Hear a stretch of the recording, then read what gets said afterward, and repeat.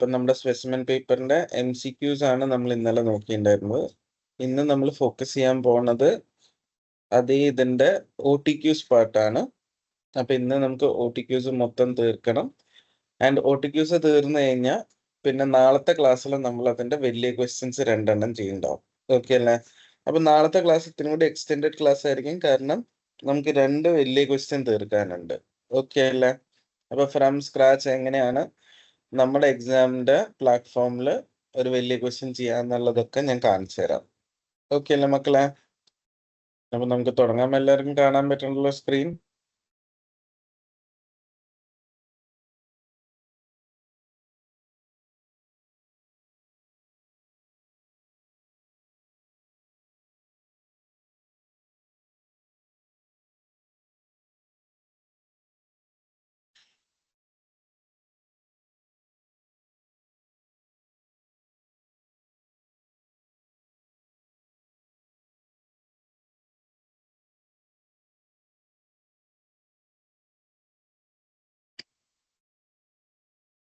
അപ്പൊ ടെലിപാത്ത് എന്ന് പറയുന്ന ഒരു കമ്പനീന്റെ ഇതാണ് നമുക്ക് തന്നിട്ടുള്ളത്.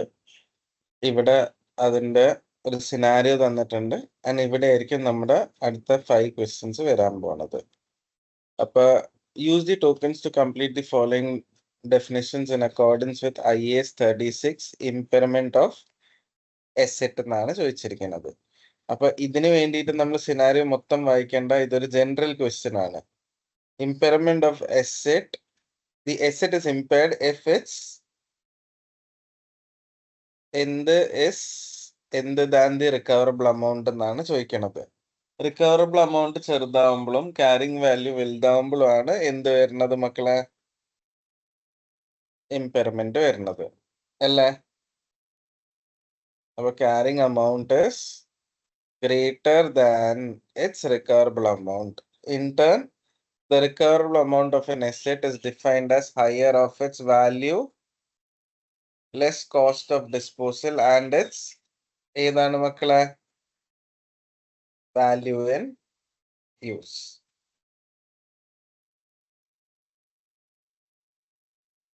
അപ്പൊ ഇത് ഭയങ്കര ഡയറക്റ്റ് ക്വസ്റ്റ്യൻ ആയിരുന്നു. നിങ്ങൾക്ക് നോക്കുകയാണെങ്കിൽ നിങ്ങൾക്ക് മനസ്സിലാവും, എപ്പോഴും ഒരു OT കേസ് വരുമ്പോ 5 എണ്ണത്തിൽ 3 എണ്ണം ഭയങ്കര ഈസി ആയിരിക്കും, 1 or 2 എണ്ണമാണ് ഡിഫിക്കൽട്ട് ആയിട്ട് വരുന്നത്. ഓക്കെ അല്ലേ?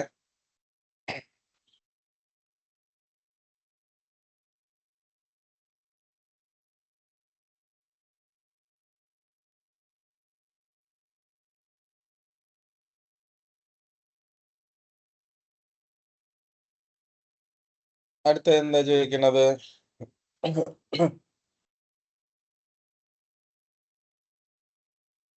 Prior to considering any impairment, what is the carrying amount of Telepath company's plant and the balance on the revaluation surplus at 30 September 2013 എന്നാണ് ചോദിച്ചത്.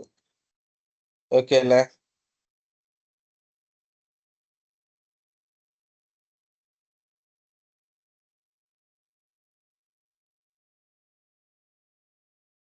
അപ്പൊ ഇവിടെ ടെലിപാത്ത് company has an year ended 30 September and owns an item of plant that it uses to produce and package pharmaceuticals. The plant costs 750,000 on 1st October 2010. Okay, and at that date, it had an estimated useful life of 5 years. A review of the plant on 1st April 2013 concluded that the plant would last for further 3.5 years and its fair value was 560.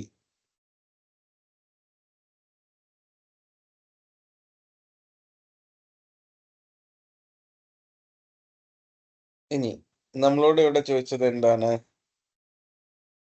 Consider any impairment and what is the carrying amount of plant and equipment in the revaluation surplus എന്നാണ് ചോദിച്ചത്.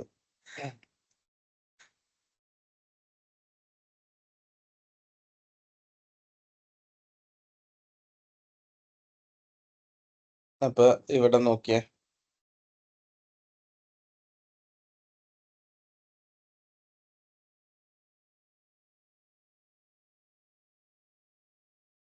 നമ്മൾ വാങ്ങിയത് 750,000 divided by എത്രയായിരുന്നു useful life? 5 years. Okay അല്ലേ?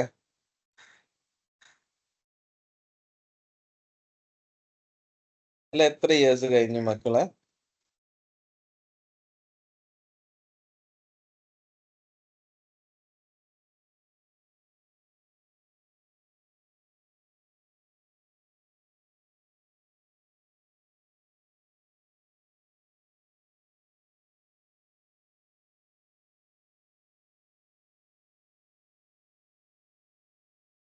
അവിടെ എത്ര കൊല്ലം കഴിഞ്ഞു എന്തെങ്കിലും പറഞ്ഞിട്ടുണ്ടോ നോക്കിയേ.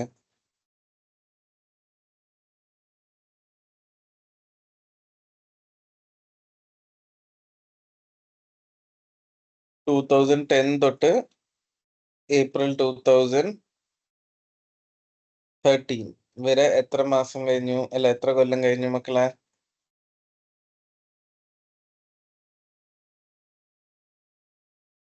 2010, 2011,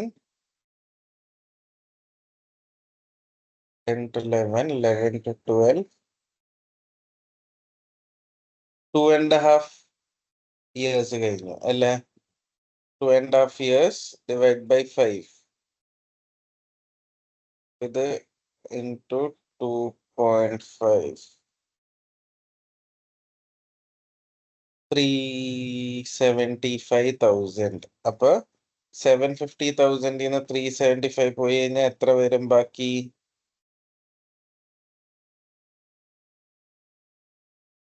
375,000 വരും. ഈ 375,000 ആണ് ഇന്ന് എത്രയായത്?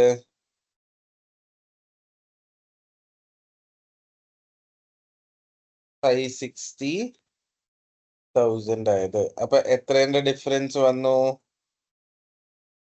185. എത്രേന്റെ ഡിഫറൻസ് വന്നു മക്കളെ?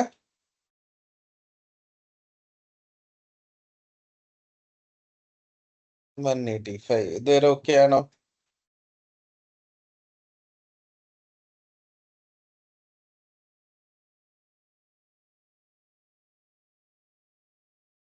ഇനി നമ്മളോട് ചോദിച്ചിരിക്കുന്നത് 30 September 2013 എത്രയാണെന്നുള്ളതാണ്. Does not make an annual transfer to revaluation surplus to retained earnings എന്ന് പറഞ്ഞു കഴിഞ്ഞാൽ എല്ലാ കൊല്ലവും ട്രാൻസ്ഫർ ചെയ്യാറില്ല എന്നാണ് പറയണത്. അപ്പൊ ഇയർ എൻഡ് ബാലൻസ് എത്ര തന്നെയായിരിക്കും? 185 തന്നെയായിരിക്കും. അങ്ങനെയാണെങ്കിൽ ഒന്നല്ലെങ്കിൽ എ അല്ലെങ്കിൽ ഏതായിരിക്കണം? ഡി ആയിരിക്കണം ആൻസർ വരുന്നുണ്ടാവുക. ഓക്കെ അല്ലേ? ഇനി നമുക്ക് എന്തും കൂടി നോക്കാം. നമ്മുടെ ക്യാരിങ് എമൗണ്ട് ഓഫ് പ്ലാന്റും കൂടി നോക്കാം. 560 അല്ലായിരുന്നത്? 6 മാസം കഴിഞ്ഞു. ഇന്നത്തെ പുതിയ ലൈഫ് എത്രയാണ്? 3.5 years ആണ്. അപ്പൊ 560 divided by 3.5, 160 into 6 divided by 12, 80,000 minus 560,000, 480,000 വരും. അപ്പൊ 480,000 കൂടെയുള്ള ഓപ്ഷൻ ഏതാണ്? Carrying amount of plant is 480 and balance on revaluation surplus is 185,000. Okay ആണോ മക്കളെ?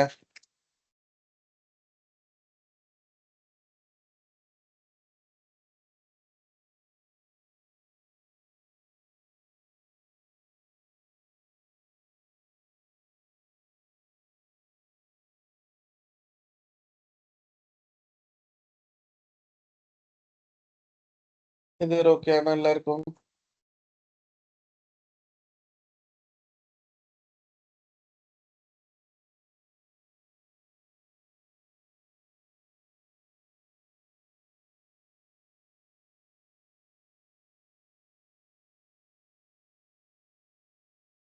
ഒരു സെക്കൻഡ് കേട്ടോ.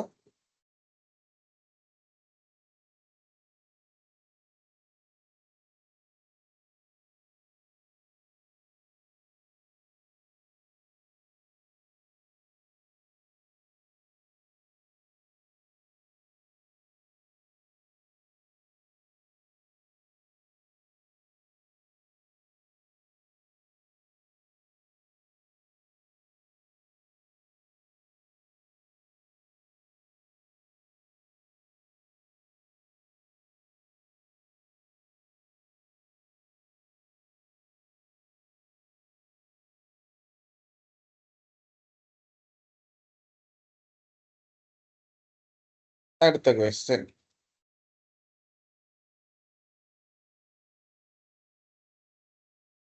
അടുത്ത ക്വസ്റ്റ്യൻ എന്താണ് ചോദിച്ചിട്ടുള്ളത്? Calculate the value in use of telepath companies planned at 30th September to the nearest 1000. Okay അല്ലേ? Value news നമ്മൾ എങ്ങനെയാ കാൽക്കുലേറ്റ് ചെയ്യുക? ഇവിടെ ഓരോ ഇയർ എൻഡിലെ ക്യാഷ് ഇൻഫ്ലോസ് തന്നിട്ടുണ്ട്, അതിന്റെ വാല്യൂസും തന്നിട്ടുണ്ട്. അപ്പൊ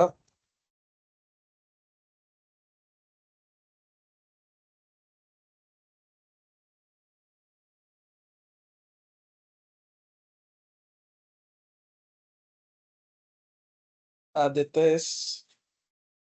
220 into 0.91 എത്ര വന്നു? 200.2 പ്ലസ്. അടുത്തത് 180 into 0.83 149.4 plus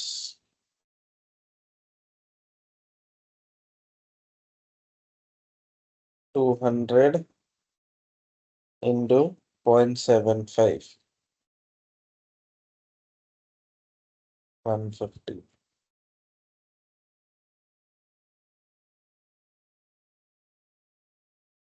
One 49.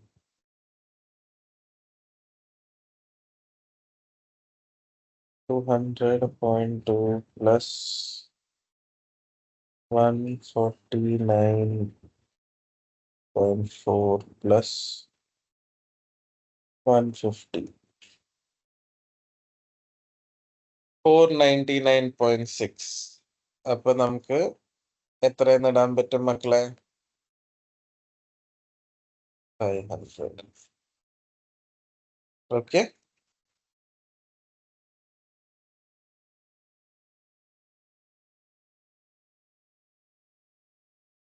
ഇതൊരു ഈസി ക്വസ്റ്റ്യൻ ആയിരുന്നു അല്ലേ?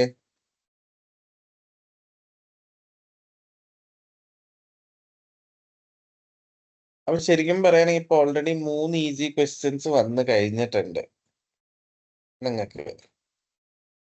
Which of the following statements are true എന്നാണ് ചോദിച്ചിരിക്കുന്നത് in accordance with IAS 36. A cash generating unit is the smallest identifiable group of assets of which individual cash flows can be identified and measured. 1 is correct. അപ്പൊ നമുക്ക് ഇനി രണ്ട് option ഉള്ളു, 1ഉം അല്ലെങ്കിൽ 1ഉം 3ഉം. അപ്പൊ 3 നോക്ക്. When it is not possible to calculate the recoverable amount of a single asset, then the recoverable amount of the cash generating unit should be measured instead.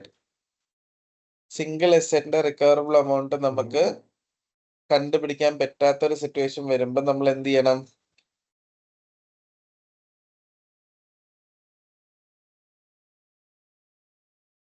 അതിന്റെ മൊത്തം ഗ്രൂപ്പിന്റെ എന്ത് മെഷർ ചെയ്യാൻ നോക്കാം? റിക്കവറബിൾ amount മെഷർ ചെയ്യാൻ നോക്കാം. അപ്പോഴും നമുക്ക് ഇമ്പയർമെന്റ് കണ്ടെത്താൻ പറ്റും. ഇതും ട്രൂ ആണ്. അപ്പൊ 1 and 3 ആണ് വരേണ്ടത്. ഓക്കെ അല്ലേ?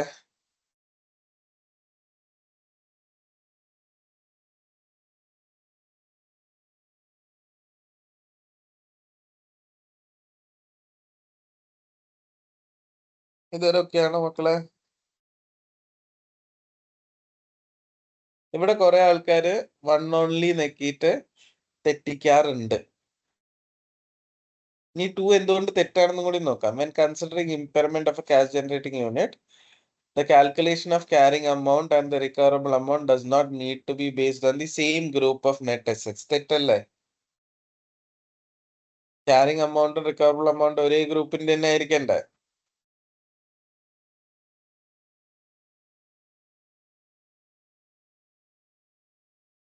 പിന്നെ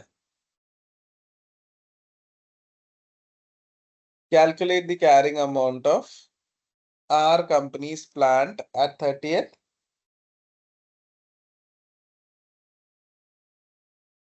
September 2013 after impairment loss has been correctly allocated to its assets to the nearest thousands എന്നാണ് പറഞ്ഞത്.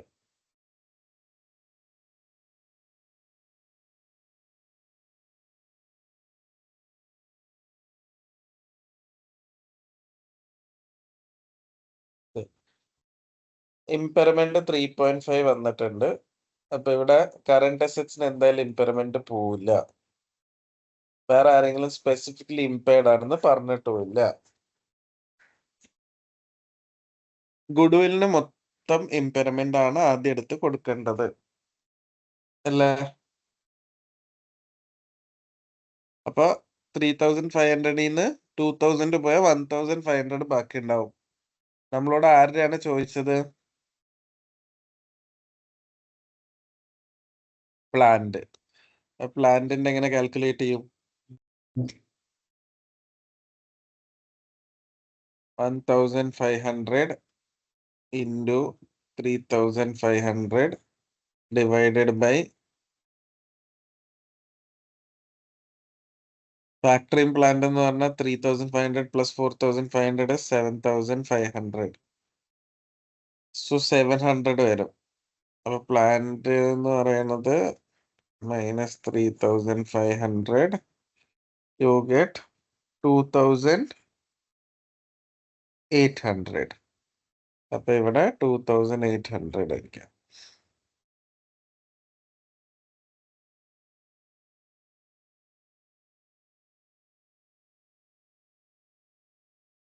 ഇനി അടുത്ത ക്വസ്റ്റ്യൻ.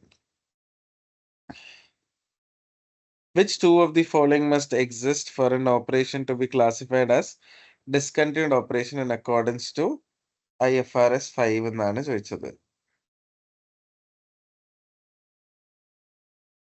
ഇതൊരു ജനറൽ ക്വസ്റ്റ്യൻ ആണ്. ഇതിനു വേണ്ടി ഇത് മൊത്തം വായിക്കാൻ നിൽക്കേണ്ട ആവശ്യമില്ല. ഒന്ന്, it represents a separate major line of business or geographical area and it has been sold or is classified as held for sale. Subsidiary ആവണമെന്ന് അങ്ങനെ ഒരു ക്രൈറ്റീരിയ ഇല്ല. It is considered not to be capable of making future profit അല്ല.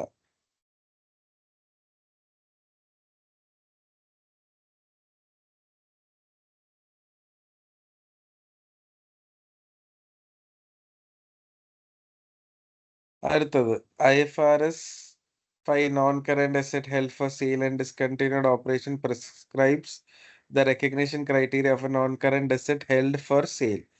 For an asset or a disposal group to be classified as held for sale, sale must be highly probable. ഇതിനു വേണ്ടിയിട്ടും മൊത്തം ഇത് വായിക്കണം എന്നില്ല. Which two of the following must apply to for the sale to be considered as highly probable എന്നാണ് ചോദിക്കുന്നത്. A buyer must have been confirmed ഇല്ല. ബയറിന് തപ്പി തുടങ്ങിയാൽ മതി. Asset must be marketed at a reasonable price. ശരിയാ. പിന്നെ management must commit to a plan to sell the asset. ആ പ്ലാനിൽ നിന്ന് ഒരിക്കലും പിന്മാറരുത് എന്ന് ഞാൻ പഠിപ്പിച്ചിട്ടുണ്ട്. പിന്നെ the sale must be expected to take within next 6 months അല്ല, within next 1 yearന്റെ ഉള്ളിൽ നടന്നാൽ മതി. അപ്പൊ 2ഉം 3ഉം ആണ്.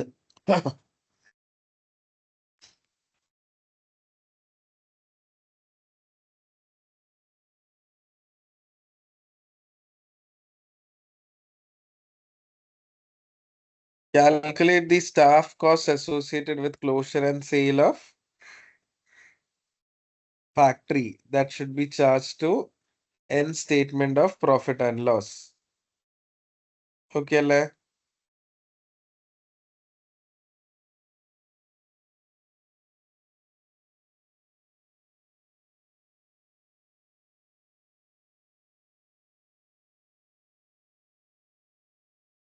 അപ്പൊ നമുക്കൊന്ന് നോക്കാം.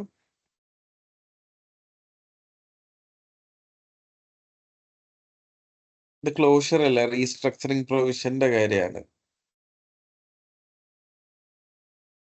Of 250 employees, 50 will be retained and deployed to the other subsidiaries within N group and the cost of 125 The remainder accept a redundancy. Average cost of എത്ര 5,000. അപ്പൊ നമുക്ക് റിഡൻഡൻസി ആണ് കാണിക്കാൻ പറ്റുള്ളൂ. നമുക്ക് റീട്രെയിനിങ്ങും കാര്യങ്ങളൊന്നും കാണിക്കാൻ പറ്റൂല. അപ്പൊ 200 into 5,000 will give us 1 million. 1,000. Okay അല്ലേ?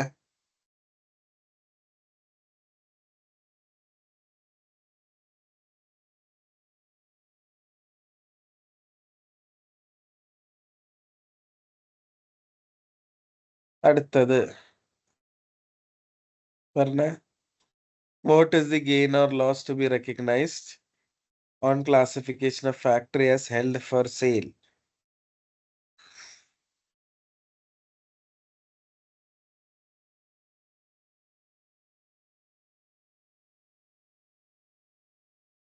Factory had a carrying amount of എത്ര മക്കളെ 2.2.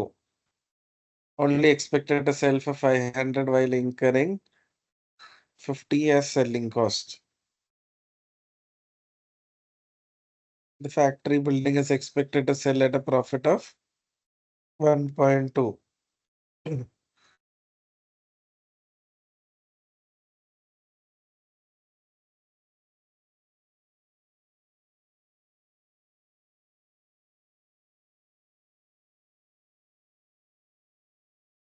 മക്കളെ ഇന്ന് അതിന്റെ ക്യാരിങ് എമൗണ്ട് 2,200 ആണ്. പക്ഷെ അത് തന്നെ എത്രയ്ക്കാ വിൽക്കാൻ പറ്റുള്ളൂ? 500 അതിന് 50 എന്ത് പോവും ചെയ്യും? Selling cost. അപ്പൊ 450 വിൽക്കാൻ പറ്റുള്ളൂ. 2,200 സാധനം 450 വിൽക്കാന്ന് പറഞ്ഞു കഴിഞ്ഞാൽ നമുക്ക് എത്രയുടെ നഷ്ടമുണ്ട്? 1750 നഷ്ടമുണ്ട്. അപ്പൊ നമുക്കിവിടെ 1.75 million എന്ത് വരും? ലോസ് വരും.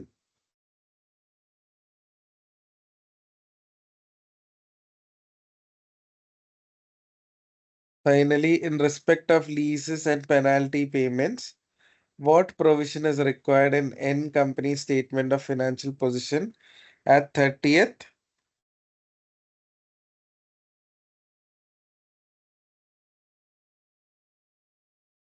September 2013 എന്നാണ് ചോദിക്കുന്നത്.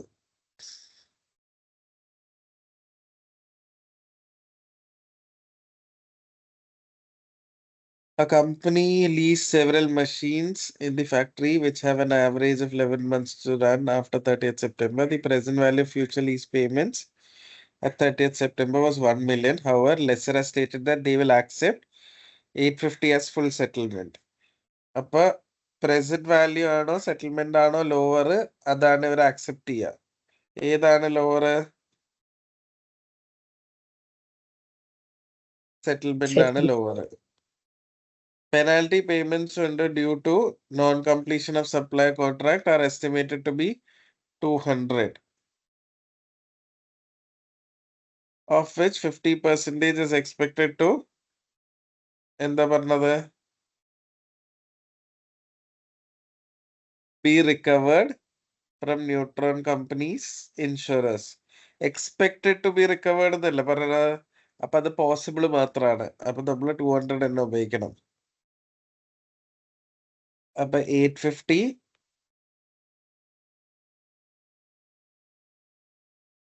പ്ലസ് 200 1050. അപ്പൊ 1.05 million. ഏത് ഓപ്ഷൻ? 2.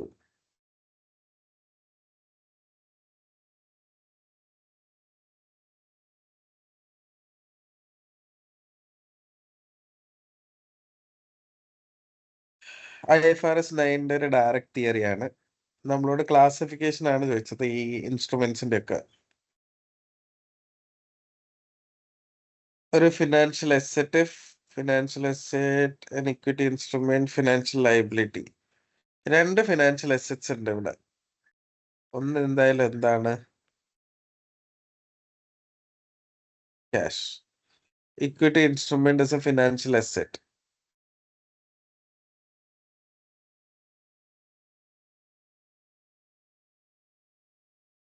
ഇനി equity instrument of other entity ആയിട്ടാ പറഞ്ഞത്, അതുകൊണ്ടാണ് ഇക്വിറ്റി ഇൻസ്ട്രുമെന്റിൽ കൊണ്ടുപോയി ഇടാഞ്ഞത്. ഓക്കെ അല്ലേ? അത് നിങ്ങൾ ഡൗട്ട് ചെയ്യാൻ വേണ്ടിയിട്ടാണ് ഇങ്ങനെ തന്നെ എഴുതി തന്നത്. ഇനി financial liability, a contract to exchange financial instrument with another entity under the conditions that are potentially unfavorable എന്ന് പറഞ്ഞു കഴിഞ്ഞാൽ അവിടെ ലയബിലിറ്റി അല്ലേ വരാ.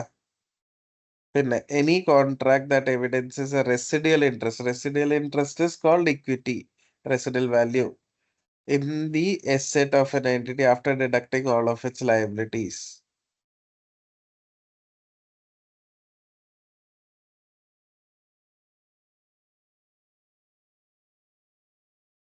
In respect of the financial asset and speculate, what amount should be included in other comprehensive income എന്നാണ് ചോദിക്കുന്നത്. Okay അല്ലേ?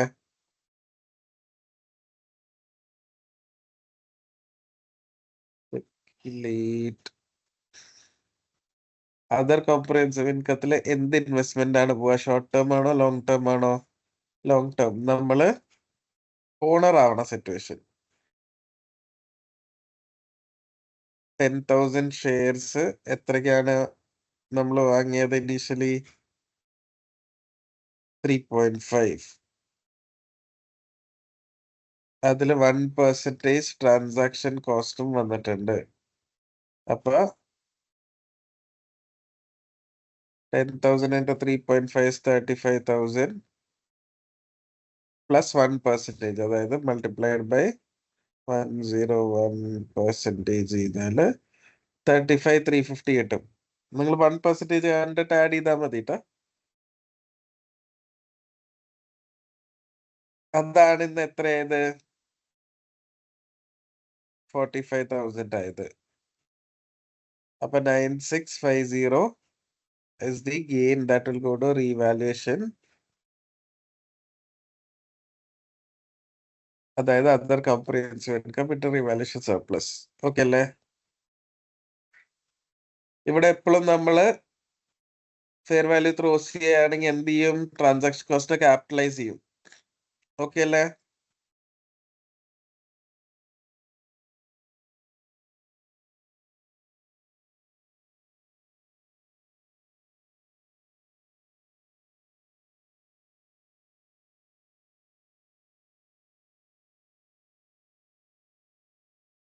Calculate the total amount that will be charged to the statement of profit and loss for the year ended 30th September in respect of income tax. അപ്പോൾ ഇവിടെ ടാക്സും ചോദിച്ചിട്ടുണ്ട്. There is a debit balance on the income tax payable account of 2.4 which represents under or over provision. അപ്പോൾ debit balance എന്ന് പറഞ്ഞാൽ under provision ആണ്. Current tax liability is 28 which is required for the year. Existing deferred tax is 2.5 and 30th September 4.4. അപ്പൊ മക്കളെ പറഞ്ഞ current year estimate എത്രയാ? 28,000.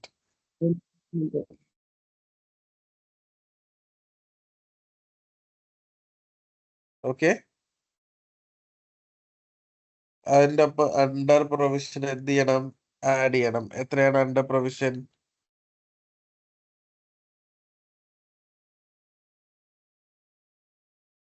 Under provision എത്രയായിരുന്നു മക്കളെ? 2,400 പ്ലസ് എന്തുകൂടി വരണം? മൂവ്മെന്റ് എത്രയാ? 2.5 4.4ലേക്ക് ആയി എന്ന് പറയുകയാണെങ്കിൽ എത്ര കൂടി?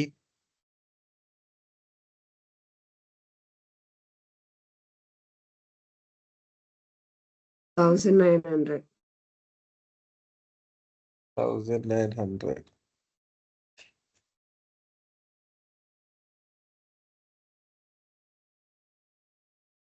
അപ്പൊ എത്രയായി മക്കളെ?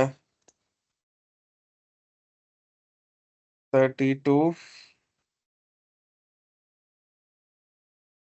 300 000. ഓക്കെ അല്ലേ? അപ്പൊ ടു ദ സാർ നിയറസ്റ്റ് പറയേ എന്ത് പക്ഷെ കിട്ടി ഇതിന്? ആൻസർ 32 3 കഴിഞ്ഞിട്ട് ഒരു 0 ഇട്ടിട്ടുള്ളൂ. 2 0 ഇട്ടിട്ട് റോങ് ആന്ന് കാണിച്ചേക്കണം. അല്ലടാ, അത് 2 0 ആണ്. കാരണം ഇത് 28 മില്യൺ അല്ലേ? ദ നിയറസ്റ്റ് ഞാൻ തൗസൻഡ്സ് 3 zeros കുറയ്ക്കാനല്ലേ പറഞ്ഞത്? അത് ഇതിന്റെ തെറ്റാണ്. ഓക്കെ അല്ലേ? എനിക്കറിയാം ആൻസറിൽ 3230 ആണ് വരുന്നത്. ആ ഓക്കെ, 3230 000 ആയിരുന്നെങ്കിൽ 3230 വന്നേനെ. ഇത് 3230 000 ആണ് വരുന്നത്. അപ്പൊ അവരുടെ ആൻസർ കീ തെറ്റാന്നാണോ ആ, നോക്കിന്റെ? അതാണ് ഞാൻ പറയണത്. അവരുടെ ആൻസർ കീ തെറ്റാണ്. Okay sir. ഓക്കെ അല്ലേ?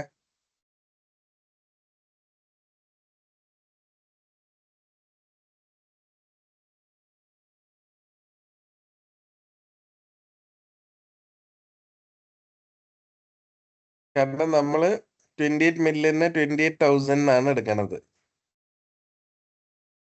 അപ്പൊ ഇത് 32,300K ആണ് വരാ, വിച്ച് ഇസ് 3 zeros കുറച്ചിട്ടുള്ളത്. ഓക്കെ അല്ലേ?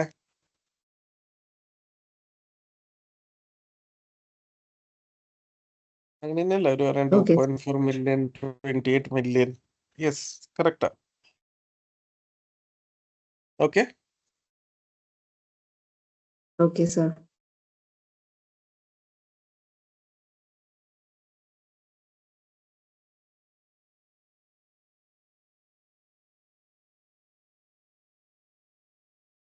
what is the total amount of revenue which may be recognized for the contract with our company for the year ended 30th September 2013?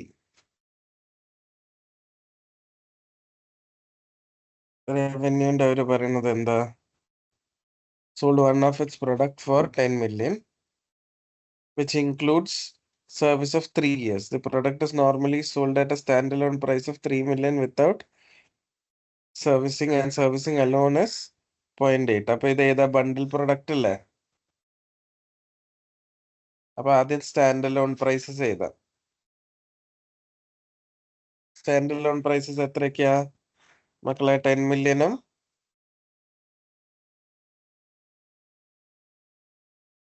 0.8. അപ്പൊ total 10.8. ഇതാണ് ഇവർ എത്രയ്ക്ക് കൊടുത്തത് മക്കളെ?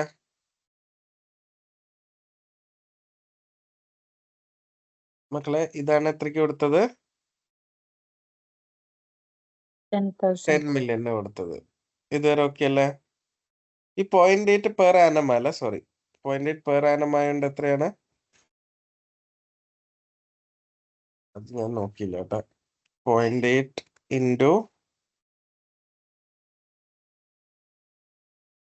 എത്ര ഇയേഴ്സ് ആയിരുന്നു? 3 years. 3 years. 0.8 into 3 would be എത്ര? 2.4 അല്ലേ?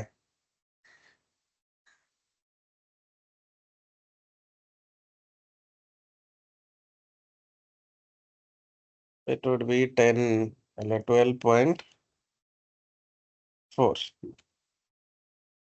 ഇതുവരെ ഓക്കെ അല്ലേ? ഈ 10നെ എന്നിട്ട് നമ്മൾ എന്ത് ചെയ്യണം? ഇതിലേക്ക് ക്ലാസിഫൈ ചെയ്യണം.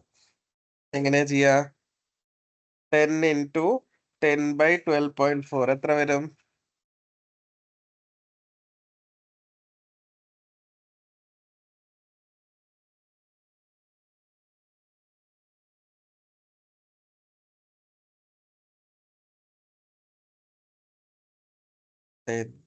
Into 10/12.4. That's it.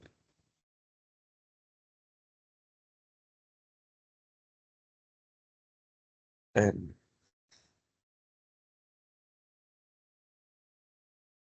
into 10 divided by 12.4. 8.0645. 8.0645.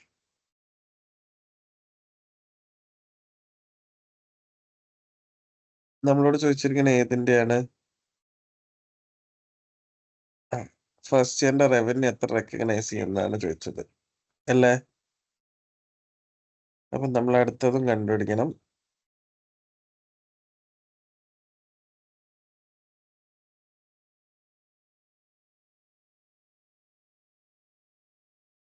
Calculators.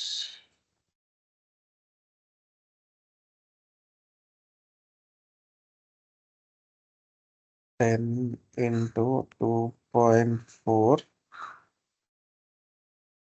divided by 12.4.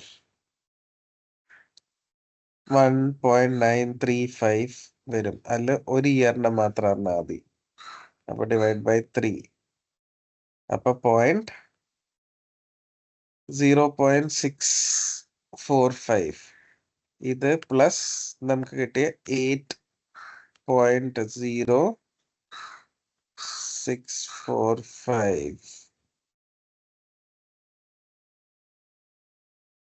8.70966. അപ്പൊ ഏതാണ് ഓപ്ഷൻ വരുന്നത് മക്കളെ? 8.70966 എന്ന് പറയുമ്പോ 8.71. ഓക്കെ അല്ലേ?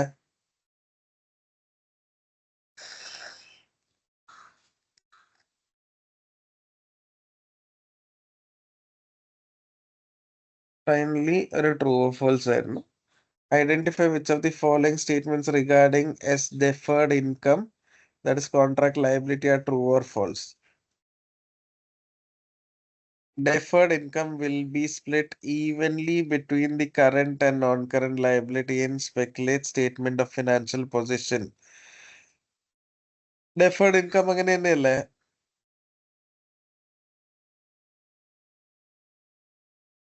ഒരു കൊല്ലം കൊണ്ട് കാണിക്കാൻ പോണത് കറന്റിലും ബാക്കിയുള്ളത് നോൺ കറന്റിലാണ് വരേണ്ടത്. True. The cost associated with deferred income of speculate should be recognized in the statement of profit and loss at the same time as revenue is recognized. Deferred income നമ്മൾ recognise ചെയ്യണത് revenue recognise ചെയ്യണ അതേ പോയിന്റിലല്ലേ? Deferred income can only be recognized as revenue by speculate when there is a signed written contract of service with the customer. അങ്ങനെയാണോ?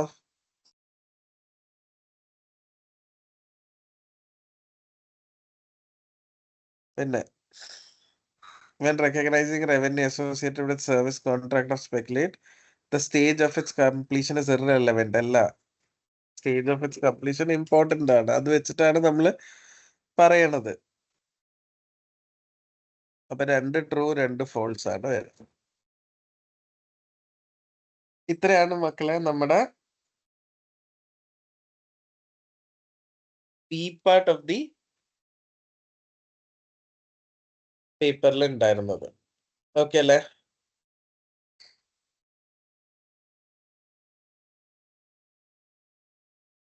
ഇനി നമ്മൾ നാളെ 2 വലിയ questions ആയിരിക്കും ചെയ്യണ്ടാവുക.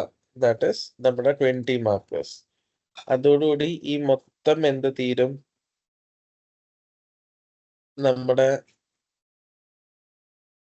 ഈ ഒരു സ്പെസിമെൻ പേപ്പർ മൊത്തം തീരും ട്ടോ മക്കളെ.